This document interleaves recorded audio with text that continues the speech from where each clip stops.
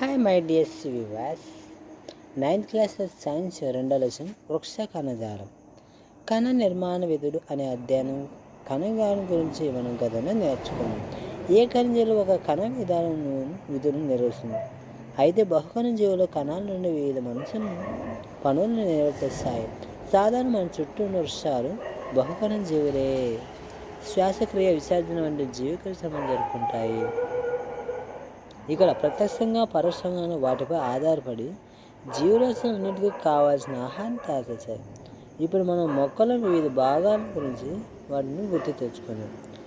మొక్కలను భాగాలు, వాటి విధులు. మొక్కల వివిధ భాగాల పనుల గురించి కింది తరగతులు చదువుకున్నాం. కింది పట్టుకుని జాబితా చదవండి. విధుల నిర్వహణ ఉల్లాసంగా కలగటండి. మొక్కలు అన్ని రకాల జీవిక్రియలు ఎలా జరుపుకోగలుగుతున్నాయి? ఈ క్రియల నిర్వహణలో సహాయపడడానికి మొక్కలు ప్రత్యేకమైన కణాల అమరిక ఏదైనా ఉందా? కింది కృత్యాలను ద్వారా మనలో మొక్కల కణాల గురించి, వాటి విధుల గురించి మనము తెలుసుకోవడానికి ప్రయత్నిద్దాం.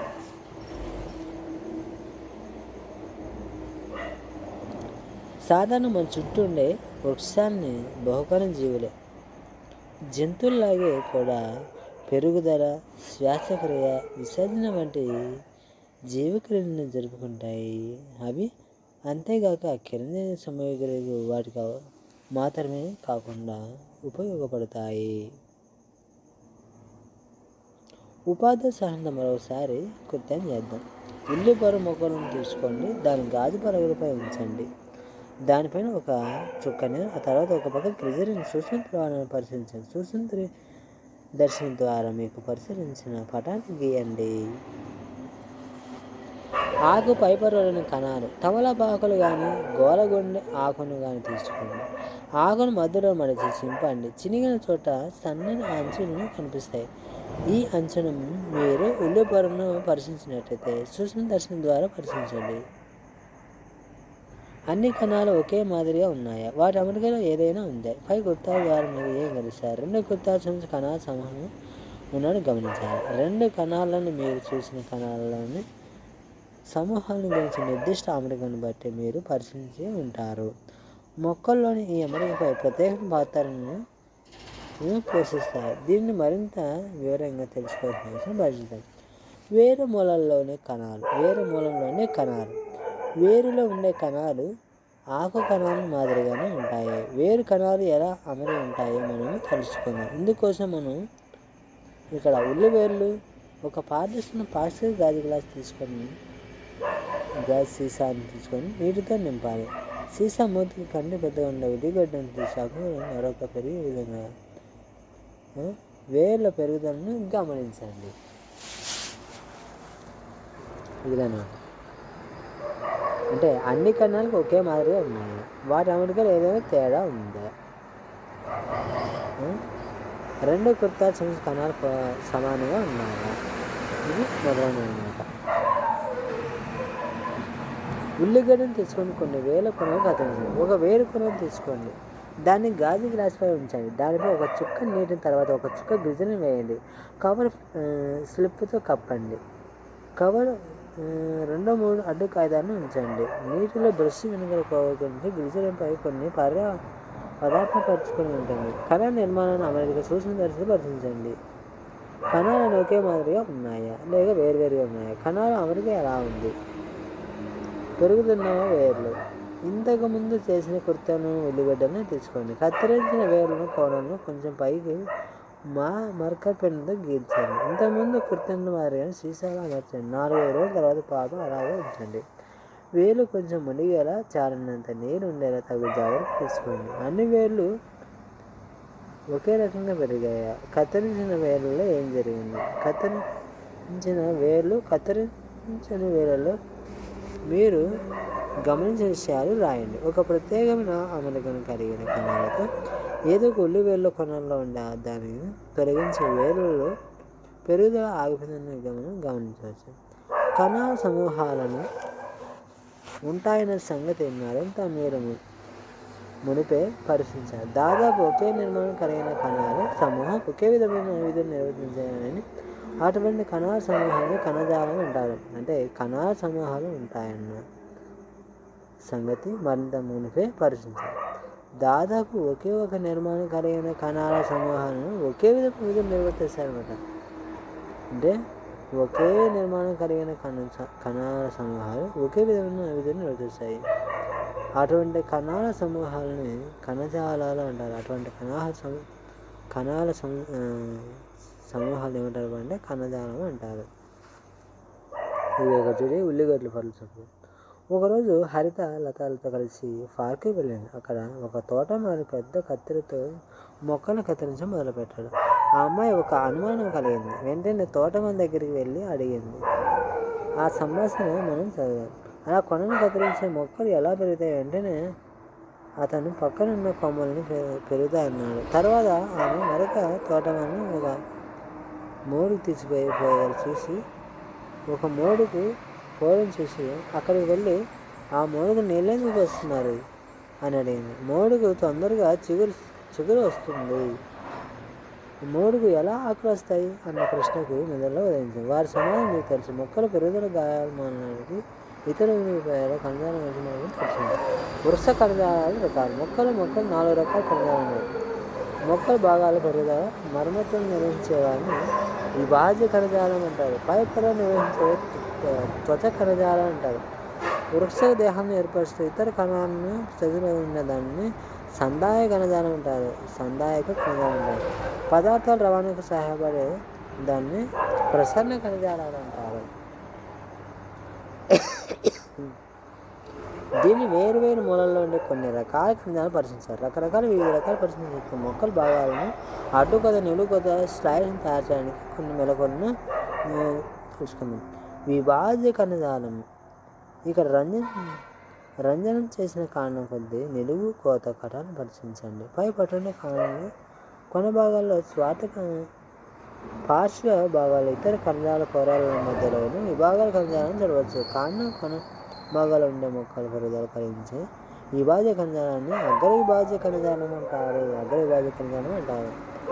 ఇంకా కాండంలో పార్శ్వపు అంచుల చుట్టూ వస్తువులను కణజాలాన్ని పార్శ్వ విభాజ్య కణజాలం అంటారు. అంటే కాండంలో పార్శ్వపు అంచుల చుట్టూ వర్తులాకార పెరుగుదలను కలిగించే కణజాలాన్ని పార్శ్వ కణజాలను అంటారు. ఇక కాండం మీద శాఖలు ఏర్పడే ఆకులను పుష్పం వృత్తం పెరిగే చోట మధ్యస్థ విభాజ్య కణజాలం అంటారు. అనే ఒకే రకం విభాగం కణజాలాన్ని చూడవచ్చు. ఇంతకుముందు మనం వేరువేరు పెన్ను కణజాలం తెలుసుకుందాం. వీటన్నిటిని బట్టి వేరువేరు కొనాలలో వివిధ రకాల విభాజ్య కణజాలాలు ఉంటాయని మనం నిర్ధారణకు రావచ్చు. విభాజ్య కణజాలంలో కణాల లక్షణాలు పరిశీలిద్దాం. కణాలు చిన్నవిగా ఉంటాయి. పలుచటి కణకవచాలను కలిగి ఉంటాయి. స్పష్టమైన కేంద్రకు తగినంత పదార్థం కలిగే కణజాలం. కణాల మధ్య ఉండే కార్యప్రసారాలు లేకుండా దగ్గరగా అమరి ఉంటాయి. ఎప్పుడు విభాజన చెందగలిగితే కలిగి ఉంటాయి. ఇక ద్విదళ బీజ కాండంలోని కణజాలాలు. ఏదైనా ఒక చోట ద్విదళ బీజ కణజాలను సేకరించి అడ్డుకొల స్లైస్ని తయారు చేయండి. దాని సూచన దశతో పరిశీలించండి. కాండ కొన వేరులో ఉన్న విభాజన కణజాలాన్ని సరిపోల్చండి. విభాజ్య కణజాలం. మీరు స్లైడ్ ప్రపంచ కాండంలో కణజాలానికి సంబంధించి కణజాలాల మధ్య ఉన్న పోలిక ఉన్నాయి. ఆకారం నిర్మాణంలో కణాలను ఒకే విధంగా ఉంటాయి. ఇచ్చిన పలు కణజాలను ఎన్ని రకాల అమరిగా మీరు చూశారు. ఈ విధంగా అంటే కణజాలాలకు సంబంధించి ఇక్కడ ఇవ్వడం జరిగింది. కాండం మీద శాఖలు ఏర్పడే చోట ఆకులను పుష్పవృత్తం చేరే చోట మధ్యస్థ విభాజ్య కణజాలం అంటారు. ఒకే రకం విభాజ్య కణజాలాన్ని మనం చూడవచ్చు. ఇంతకుముందు మనం వేరు కొనలలో కణజాలం చూశారు కదా. కొన పైన ఉన్న కణజాలం ఎలా ఉన్నాయో మీరు పరిశీలించండి. వీటిని బట్టి వేరు కొనాలు వివిధ రకాల కణజాలం ఉంటాయని నిర్ధారణకు రావచ్చు. విభాజ్య కణజాలం యొక్క లక్షణ పరిస్థితి. కణాలు చిన్నవిగా ఉంటాయి. పలుచటి కణజాల కవచాలు ఉంటాయి. ఈ స్పష్టమైన కేంద్రకాన్ని తగినంత కణాల మధ్య కార్యప్రసారాలు లేకుండా దగ్గరగా అమరి ఉంటాయి.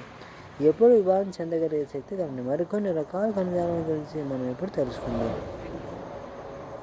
విభాజ్య కణజాలాల మీద మనం తెలుసుకున్నాం కదా.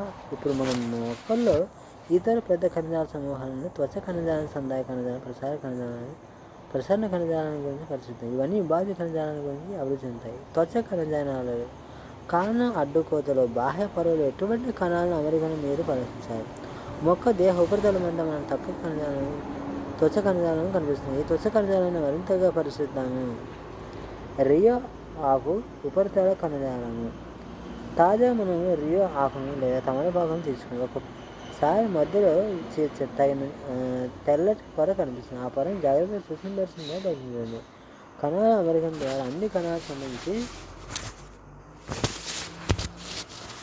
ఒకేలా ఉన్నాయి. కణాల మధ్య ఖాళీలు ఉన్నాయి. మొక్కలు ఉండే త్వచ కణజాలలో కొంత భాగం మాత్రమే ఈ కృత్రిమ ద్వారా మనం చూడగలుగుతాం. సాధారణంగా ఒక త్వచ కణజాలం ఒక వరుస కణాన్ని కలిగి ఉంటుంది. కణాల విభిన్నతను చూపిస్తుంది. వీటి బట్టును బట్టి మనం కణజాలాన్ని 3 రకాలుగా విభజించవచ్చు. అది బాహ్య చర్మం, బహిత్వచం, అదేదో మధ్యస్థ త్వచం, అంతర్త్వచము. విభాగ కణజాలం కణాలను త్వచ కణాలను గోడను కలిసి ఉంటాయి. ఎడారి మొక్కలు వివిధ బాగా దర్శనమైన మైనపూత కలిగి ఉంటాయి. ఆ బాహ్య చిన్న రంధ్రాల ద్వారా వాటిని పత్రరంధ్రాలు అంటారు. వాటిని అనుసరించి 2 మూత్రపిండాలు రక్షణ కణజాలు ఉంటాయి. అయితే వేరువేరు బాహ్య రక్షణ కణజాలు పడవైన వెంట్రుకల వంటి మూలకృష్ణాలు కలిగి ఉంటాయి. తుమ్మ, వేప చెట్టు కాండం మీద, శాఖల మీద జిగురు వంటి పదార్థాలు మీరు ఎప్పుడైనా గమనించారా? అది ఏమిటి? ఆ జిగురు ఎక్కడి నుంచి వచ్చిందో చెప్పండి. మొక్కలో ఉండే త్వచ కణజాలాలు కొంతవరకు మనం భాగాలు మాత్రమే కృత్రిమంగా చూడగలుగుతాం. సాధారణంగా ఒక త్వచ కణజాలం ఒక వరుస కణజాలం కలిగి ఉంటుంది. కణాల విభిన్నతను చూపిస్తుంది. విధులను బట్టి స్థానాన్ని బట్టి కణాలు 3 రకాలుగా విభజించవచ్చు. అవి ఒకటి బాహ్య, 2 మధ్యస్థం, 3 అంతర్త్వచం. విసర్జ పదార్థాలు అధికంగా ఉన్న పదార్థాలను స్రావ పదార్థాలు వంటి కొన్ని రకాల పదార్థాలు విభిన్న రూపంలో నిల్వ ఉంచేలా చూసుకునేలా సామర్థ్యం పెరుగుతుంది. జిగురునిచ్చే చెట్ల యొక్క త్వచ కణాల జిగురు స్రవించబడుతుంది. నీటి ఎద్దడి, కొమ్మలు విరగడం, చీరల వంటి యాంత్రికంగా కలిగే నష్టాలను పరాన్నజీవులు, రోగకారజీవులు దాడి చేయడం వంటి మొక్కలను మనం రక్షించే త్వచ కణజాలే. పెద్ద చెట్టుతో త్వచ కణ బాహ్యశరీరంపై అనేక పొరలు ఏర్పడుతుంది. దాన్ని బెరడు అంటారు. వాయు మార్పిడికి, బాష్పోత్పత్తికి అత్యవసరమైన పత్రరంధ్రాలు, నేల నుండి నీరు, లవణాల సంఘటన, అత్యవసర మూలకేశాలు త్వచ కణజాల నుండి ఏర్పడతాయి. ఈ త్వచకాలు కొన్ని కణాల కెరటిన్ సమర్పణను నివర్తిస్తాయి. సందాయ కణజాలం. కారణం అడ్డుకోత. సందాయ కణజాలం చూశారు కదా. మీరు చూసిన కణాలను అమరికను బట్టి ఈ కణాలు పెద్దవిగాను ఉండి కేంద్రకాలు ప్రస్ఫుటంగా కనిపిస్తాయి. అటువంటి కణాలు సందాయ కణజాలాన్ని ఏర్పరుస్తాయి. మొక్కల దేహంలో ఎక్కువ భాగం కణజాలాన్ని ఏర్పరుస్తుంది. సందాయ కణజాలం ఆహారం నిల్వ చేయడానికి యాంత్రికంగా మొక్కలను బాహ్య నిల్వ ఉపయోగపడుతుంది.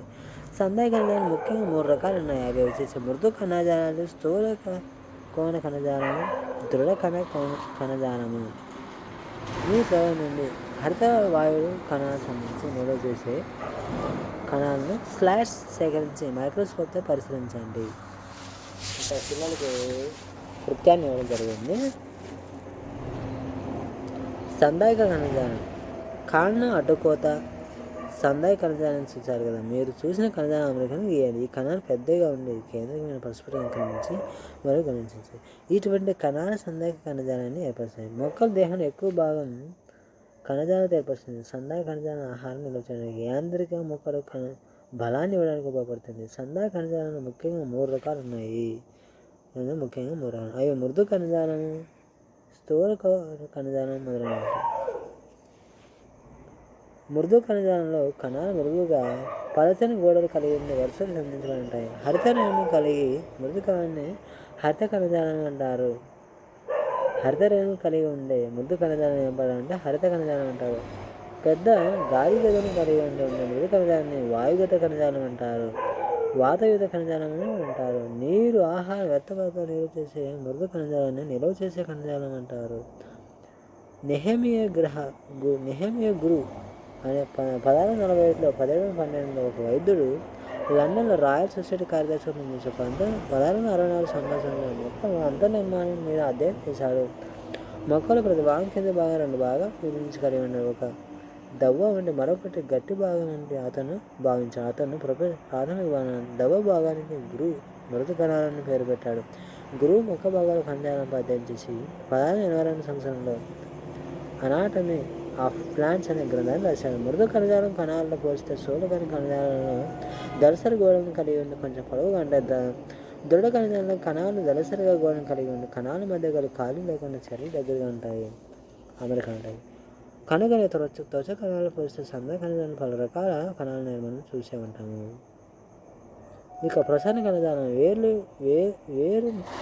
నేల నుండి నీటిని సంగ్రహించి మొక్కలు అంతర్కణాల భాగాలు ఉంటాయి. మనం ఆకుల మొక్కలు ఇతర ఆహారతరమైన ఆహారం సంబంధించి మన మొక్కల దేహం అన్ని భాగాలు సరఫరా చేస్తాయి. రవాణా భాగాల కణజాలం నుంచి ఇప్పుడు మనం జరుపుకున్నాం. ఇంకా 10వ తరగతి మొక్కల పోషణ అనే మొక్కల పోషణ అనే ప్రాంతాన్ని మనము ఒక ప్రయోగం చేసాము. అదే ఎరుపు రంగు నీటి మొక్కలను ఉంచినప్పుడు మొక్కల్లో కొన్ని భాగాలు ఎరుపు రంగులోకి మారని చూశారు. ఒక లేదా మొక్కను ఎరుపు రంగులో నీటి నుంచి అదే ప్రయాణం మరలా చేయడం వల్ల 2 గంటలు దాన్ని అలాగే ఉంచిన తర్వాత దానికి కారణం అడ్డుకోతను తీసి సూచన దృష్టితో పరిశీలించండి.